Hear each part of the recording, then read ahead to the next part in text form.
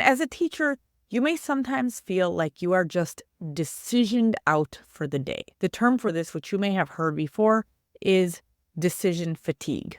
Decision fatigue is the official term for the fact that decisions can take a lot out of you mentally. They can even leave you feeling physically drained. Why? Because decide is a verb. Deciding is an action. Making decisions uses brain energy. Teaching is a decision-heavy profession, and sometimes you're making decisions when you don't even realize you're making decisions. You're answering questions like, how long does this assignment have to be? Or does this count for a grade? Or you're picking from a bunch of raised hands where one kid has that I'm about to explode face on, and another kid is shy and usually doesn't participate that much, so you're wondering if you should call on him. Then there's this other girl who, if you don't call on her, she usually tends to call out. Or should you call on a student who's not even raising their hand so that you can show that everybody has to participate? Or should you call on the student who you're pretty sure will give you the right answer so you can move on? But then again, they've already answered 2 questions during this lesson.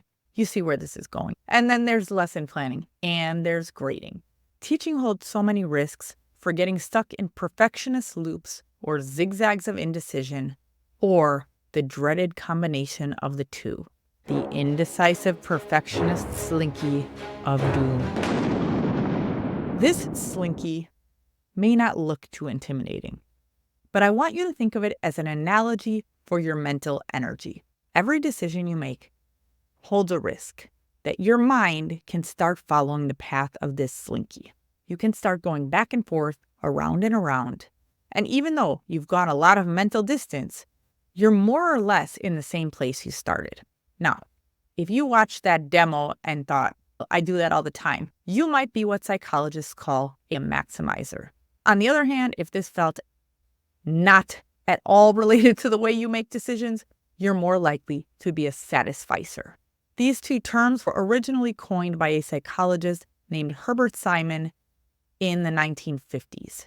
And ever since, they've been a popular way of dividing decision-making styles into 2 distinct categories. A maximizer is someone who puts tremendous thought, effort, and research into making the best decision possible. A satisficer is someone who will make a good enough choice and move forward with few regrets.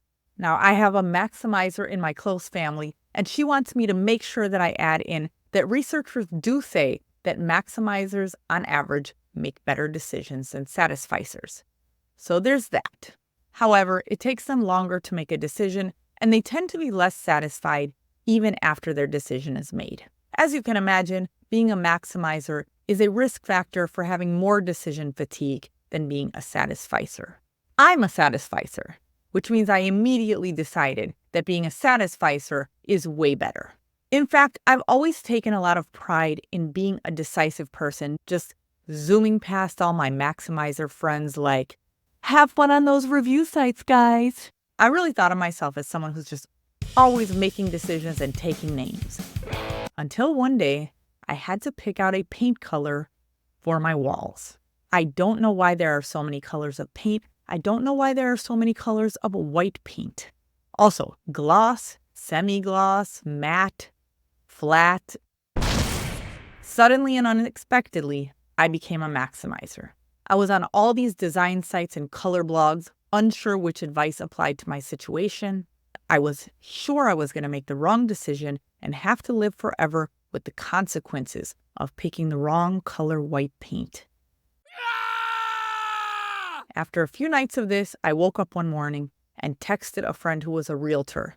She said, most of the realtors I know, when they're staging a house for an open house, will paint the walls a color called Pure White by Sherwin-Williams. Fast forward to today, my walls are Sherwin-Williams Pure White and probably always will be. I work with teachers to make the day-to-day job more manageable, and this often involves some form of making decisions. What I realized from this paint picking experience is that the line between maximizer and satisficer isn't as defined as pop psychology sometimes suggests. In fact, your decision-making style is one of many dials you can adjust upward or downward in your teaching, and you can do this intentionally because there are factors that make it easier or harder to be decisive. 4 factors that make it easier to be decisive are: number 1, confidence in your own judgment on a particular subject. Number 2, confidence that the stakes of making the wrong decision are low. Number 3, a limited number of choices. And number 4, a more refreshed mental state. The factors that make it harder to make a decision and make each decision more energy consuming are just the opposite of this. Number 1 is a lack of confidence in your own judgment. Lack of confidence doesn't always mean that you're not confident in yourself. Lack of confidence can sometimes mean you're not confident in the certainty of the information you have. You may not know what date something is going to happen, or it can be hard to assign permanent seats to your students if you don't think your student list is final at the beginning of the year, which I have another video about that, which is probably linked somewhere up here. So there are times when you don't feel confident in making a decision, and some of those times you're right, which we'll talk about later. Factor number 2 is being worried that the stakes of making the wrong decision are very high. Now, the stakes of me picking the wrong paint color would not have been life-changing. Although interestingly enough, the longer I spent on design blogs that focused only on paint color, the more high stakes that decision started to feel. But this certainly has applications for teaching, because hello, being told teaching is the most important job in the world, so you better not mess this up. Factor 3 is too many choices. It's always easier to pick between 2 things than among 12 things. And the final factor to watch out for is decision fatigue, or just plain old fatigue. Decisions require energy and they can tire you out.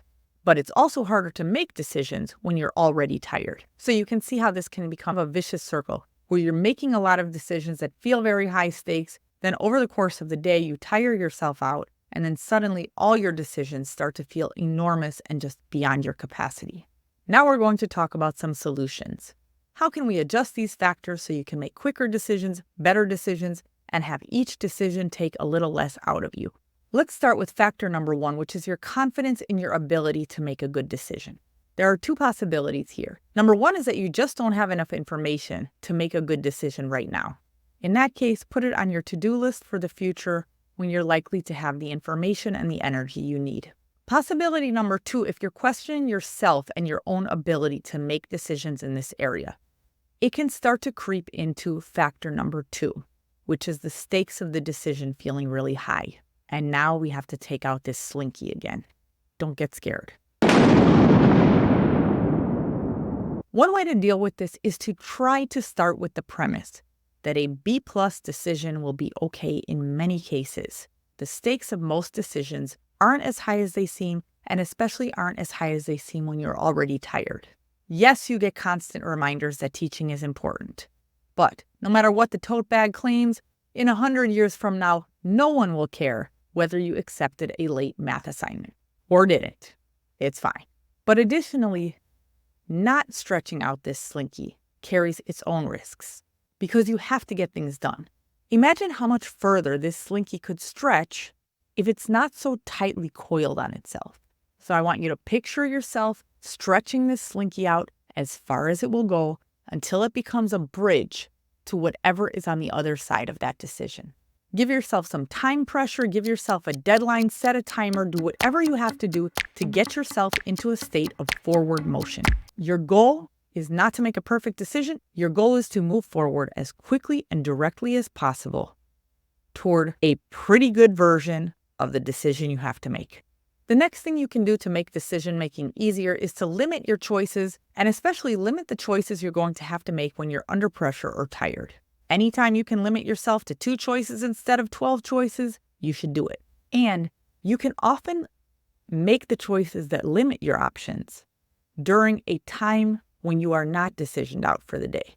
In fact, one way to look at the routines and procedures that you develop for your classroom is that these are decisions that come up often that you have now permanently made, so they are no longer decisions. This is something I address in more detail in my course on streamlining your lesson planning time, which you'll find linked in the description below this video. You'll also see a link to download a free classroom management troubleshooting guide from my website, roxanaeldon.com. Streamline your number of options as dramatically as possible. Have a thing you eat for breakfast every single day. You can do something similar with lunch. The same goes for your teacher wardrobe. If you have a pair of pants that looks and feels good on you, there's no reason not to have more than one pair of those pants. If you look at my wardrobe, you'll probably notice that I follow this advice pretty closely. In fact, you're probably looking right now at what I'm wearing and noticing that not for the first time and not for the last time, I'm wearing a jean jacket and one of just a few colors that I really like wearing. So you'll have to get your fashion advice from someone else. The final thing you can do to get better and more efficient at making decisions is to know when you're decisioned out for the day. When you've had a long day, minor decisions can feel major, easy decisions can feel hard. Your inner dialogue starts to feel more like a cranky committee meeting where everyone skipped lunch. And if this is the case, this is a good time not to make any decisions at all if you can help it. Being decisive is not always the right goal for the moment. It's okay to say, I just can't make this decision right now, even if you're only saying it to yourself. And then congratulate yourself because you limited your options and made a decision. Yay, you.